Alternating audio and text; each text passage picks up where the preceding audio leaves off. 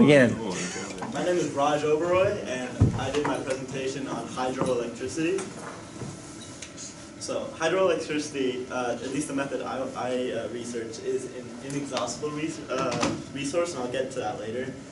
The way it works is that usually a dam, like you can see right here, is filled, and it takes the water, which is used to spin a generator, and then it just leaves the dam. And the generator, when it's spins, generates the power. The reasons why it's obviously the best energy resource is that it's extremely reliable, it's easily adjustable, like you can adjust the power and stuff, and it's very safe. There's no risk of like a nuclear fallout or anything like that. So in the top left you can see a typical hydroelectric dam where the water goes in from a reservoir, spins the generator and the turbine, and then it just goes out to the river. There's no harm done or anything. And then the power goes from the generator to power lines. The reason it's an inexhaustible resource is because in the daytime, the water can flow downhill through the generator. And then in the nighttime, it can be pumped up back to the reservoir, and you can use the same water again for the hydroelectric dam. There are a couple of problems with it though, like when you install a dam, it's going to cause a lot of disturbances in the ecosystem, and also like if there's homes nearby, it can mess with those homes, and if people are living nearby, it can mess with them. Any questions? Yes? Adam. The one he's looking So at. you say this is extremely reliable. What happens if there's an earthquake? An earthquake would destroy most energy resources, including the energy research. Your opinion? Sure about that? Fossil fuels? It's gonna destroy fossil fuels? I don't think so. I don't think so. I mean, it would destroy a coal plant, maybe. Factory. What about if there's a drought?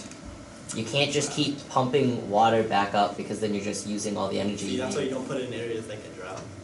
Okay. So It's not reliable in most locations. Does Iowa get When's the last droughts? time we had a drought in Iowa? That's right. Okay, so we got some sarcasm for Okay, well, we don't have oceans. Question over there. We have. You don't put that in the ocean. No, no, because What actually should you do put in the ocean? Johnny wants to say something. Overflows. Expose them.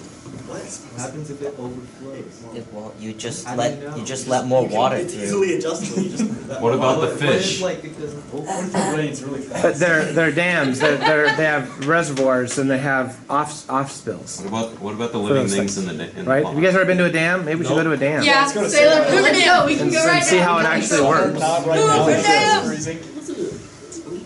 Yeah. What about the price? Those are dams like that are very expensive to make. They're expensive, but they're worth it. You don't need 50 like a wind turbine or something. You don't need- What was the percentage in the United States for hydroelectric power? I'm not sure, but I know it's behind wind and it's behind fossil fuels. Behind. That's not a bragging point. I'm pretty sure there's more wind turbines. But I didn't research it yet. Well, what I'm saying though is like what percentage of the United States energy would come from hydroelectric, like I'll get back to you. dams? Very small. Well, half of it, almost half of it comes from what? Coal and Coal, right? And then what is it? Was it 17 or so nuclear or something, or 20 around nuclear? And hydroelectric is like 20, I think, isn't it? It's pretty high. It's a pretty high one. Didn't you just say it was behind wind? You don't do that. So it's not behind wind at all. No, nothing's behind wind and solar. Wind and solar is a little sliver of what we have. It's good, but it's. I'm just saying it's. Hydrogen's behind. You know, it's not where we get all of our energy from.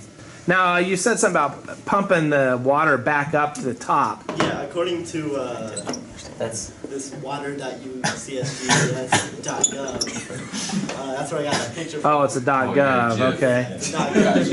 that makes It sense. just pumps it back up. How does that make sense? Because if you're gonna pump it back up, you just put all your energy back into pumping it back up. unless you can just magically create energy. Unless the tides have something to do So with it. you're That's the only I thing don't I think putting it's this water back up You see into what the I did? reservoir. renewable. That was so Using more energy. Yeah. So how do you get the water back up into the reservoir? I'm not sure. But you said it. You have to know. The water cycle. Say the water cycle. Yeah, it's called the water cycle. That feels so good. Evaporation, condensation. Water evaporates and then it rains again and then it fills up the reservoir and it keeps going. And it kills all the fish. Yeah. Ruins What the about the ecosystem. life? What about the Raj, what country uses hydroelectric power better than anybody? Who's number one hydroelectric power? U.S. No, Oh my. we're not number one. We're not number one in No, We are number Canada one. is number one. It's the same. It's time to make America great again. We need to be number one hydroelectric power. Good or hockey. Get hydroelectric. Okay, all right, good job, Raj. That'll be a